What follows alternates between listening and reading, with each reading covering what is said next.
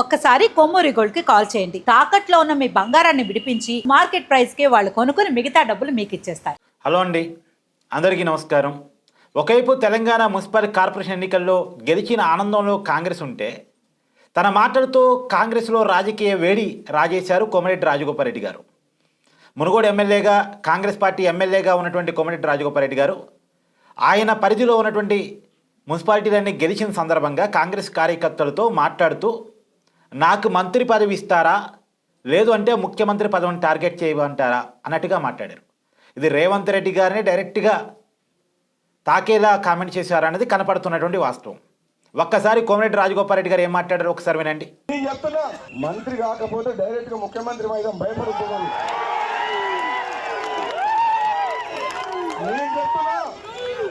చేస్తారా చేయండి మంత్రి, చేస్తారా చేయండి, ఇచ్చిన మాట కట్టుబడి మంత్రి. చేస్తారా ఇచ్చిన మాట కట్టుబడి చెయ్యండి. ఇంకా వేచి చూస్తున్నా, పదవి గురించి మనం బాధపడలేను. ఒకవేళ చేయకపోతే డైరెక్ట్ మన టార్గెట్ అదే. ఇంకా విన్నారు కదా, నాకు మాట ఇచ్చారు, ఇచ్చిన మాట ప్రకారం మంత్రి పదవి ఇవ్వండి, లేదు అంటే ముఖ్యమంత్రి పదవిని టార్గెట్ చేయాల్సి వచ్చింది అన్నట్టు మాట్లాడారు. ముఖ్యమంత్రి పదవిని టార్గెట్ చేయిస్తాను అనేటువంటి పదం కొద్దిగా పెద్ద పదమే. నిజానికి కాంగ్రెస్ పార్టీలో ముఖ్యమంత్రి అయ్యే ఛాన్సు కోమటిరెడ్డి రాజగోపాల్ రెడ్డి గారికి ఉందా, లేదు అంటే కొత్త రాజకీయ పార్టీ ఏమైనా పెట్టే అవకాశం ఉందా?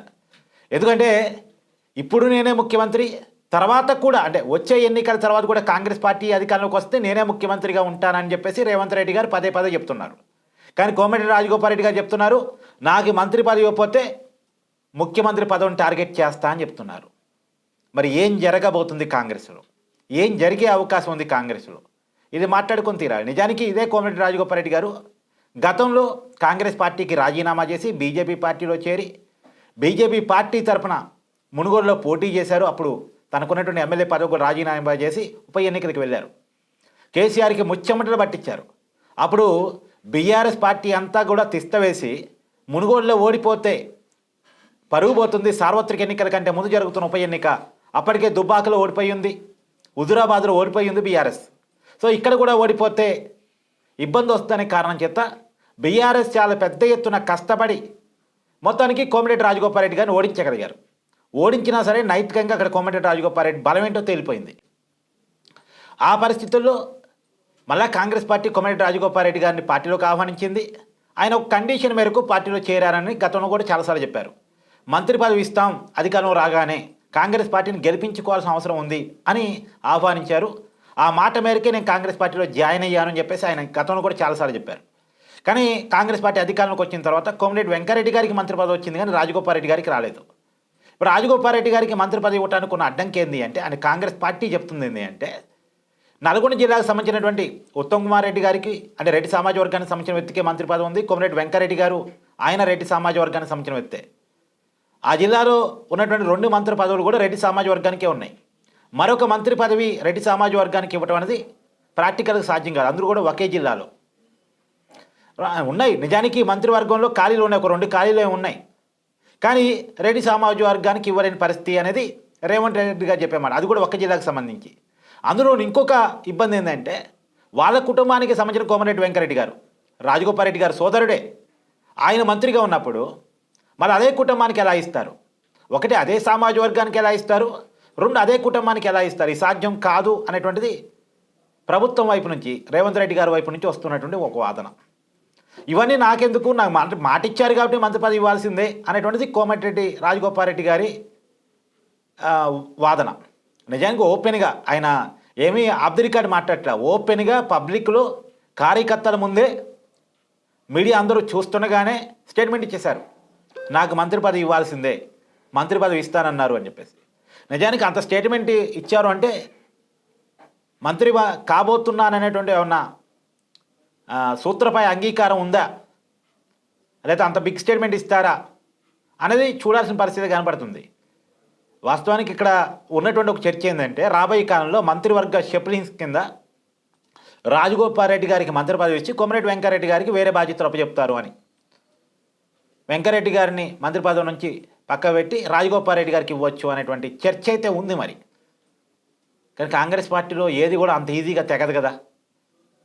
మంత్రివర్గంలో మార్పులు చేయాలంటే దానికి చాలా పెద్ద కసరత్తు కావాలి, అధిష్టానం ఆశీస్సులు కావాలి, దాంట్లో మళ్ళీ అధిష్టానం దగ్గర కంప్లైంట్ పెట్టేవాళ్ళు ఉంటారు, మళ్ళీ దీంట్లో వర్గాలు కూడా ఉంటుంది, ఇలా రకరకాల అంశాలు ఉంటాయి. కాబట్టి నిజానికి మంత్రి పదవులు షెఫ్లింగ్ కార్డు వచ్చేటువంటి ఇబ్బందులు అందులో అంటే ప్రాంతీయ పార్టీలు ఒక రకంగా ఉంటాయి, జాతీయ పార్టీలు ఒక రకంగా ఉంటాయి.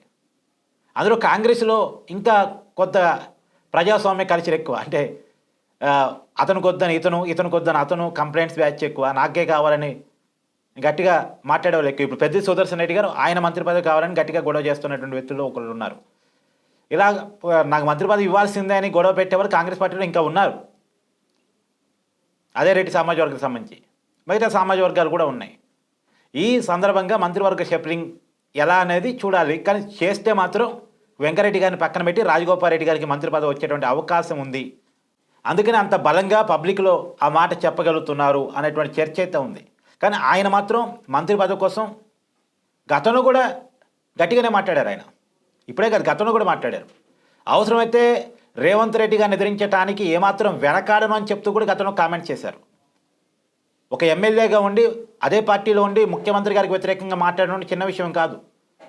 అంటే రాజగోపాల్ రెడ్డి గారి ఆలోచన ఏంటంటే, మునుగోలు నన్ను ఓడించేవాడైతే లేడు, నాకున్న ఎమ్మెల్యే పదవి డోకా లేదు, ఏం చేస్తారా మహా అంటే పార్టీ నుంచి సస్పెండ్ చేస్తారా, చేస్తే ఇండిపెండెంట్గా గెలుస్తా నేను, నాకు ఆ దమ్ముంది మునుగోలులో అనేది ఆయన భావన అయితే కావచ్చు. అందుకనే ఏకంగా ముఖ్యమంత్రి రేవంత్ రెడ్డి గారిని ఎదిరించడానికి కూడా ఆయన వెనకాట్లేదు. గతంలో యూట్యూబర్స్ను ఉద్దేశించి, జర్నలిస్టులను ఉద్దేశించి రేవంత్ రెడ్డి గారు కామెంట్ చేసినప్పుడు దాన్ని ఖండిస్తూ ఓపెన్గా స్టేట్మెంట్ ఇచ్చారు కోమటిరెడ్డి రాజగోపాల్ రెడ్డి గారు. ఇప్పుడు ముఖ్యమంత్రి గారి స్టేట్మెంట్ని బీఆర్ఎస్ వాళ్ళు ఖండించడం వేరు, బీజేపీ వాళ్ళు ఖండించడం వేరు, కాంగ్రెస్లోనే ఉన్నటువంటి ఎమ్మెల్యే కోమటిరెడ్డి రాజగోపాల్ రెడ్డి గారు ఖండించడం వేరు కదా. అలానే ముఖ్యమంత్రి గారు నిర్ణయాలకు సంబంధించి, విధానాలకు సంబంధించి ఒక 2 సార్లు ఏమో గట్టిగానే మాట్లాడారు. వచ్చేసారి కాంగ్రెస్ పార్టీ అధికారంలోకి వస్తే నేనే ముఖ్యమంత్రి అని రేవంత్ రెడ్డి గారు చెప్పినప్పుడు కూడా ముఖ్యమంత్రి ఎవరన్నది అధిష్టానం చూస్తుంది, మీరు కాదు డిసైడ్ చేసుకోవాల్సిందని చెప్పారు రాజగోపాల్ రెడ్డి గారు. అంటే రేవంత్ రెడ్డి గారికి వ్యతిరేకంగా ఇలా స్టేట్మెంట్స్ ఇవ్వగలుగుతున్నారు అంటే ఆ ధైర్యం ఎక్కడిది? ఏం చేయగలరు మహా అంటే సస్పెండ్ చేస్తారా, మళ్ళా నేను గెలుస్తాను, ప్రజల్లోకి వెళ్తాను అనేటువంటి ఒక ధీమా ఉండబట్టే కదా. సరే, ఏది ఏమైనా ఇక్కడ మనం చాలా క్లియర్గా మాట్లాడుకోవాల్సింది, మంత్రి పదవి కోసం పట్టుదలగా ప్రయత్నం చేస్తున్నారు. సో ఇప్పుడు ఆయన అసంతృప్తిని, ఆయన అలకని మాన్పించడం కోసం ఇక మంత్రి పదవి ఇవ్వక తప్పదా? ఆయనకు మంత్రి పదవి ఇవ్వాలంటే వెంకరెడ్డి గారు బెర్త్ ఖాళీ చేయాల్సిందేనా? మరి వెంకరెడ్డి గారిని ఎలా సాటిస్ఫై చేస్తారు అనేటువంటిది మనం రాబోయే కాలంలో చూడాలి.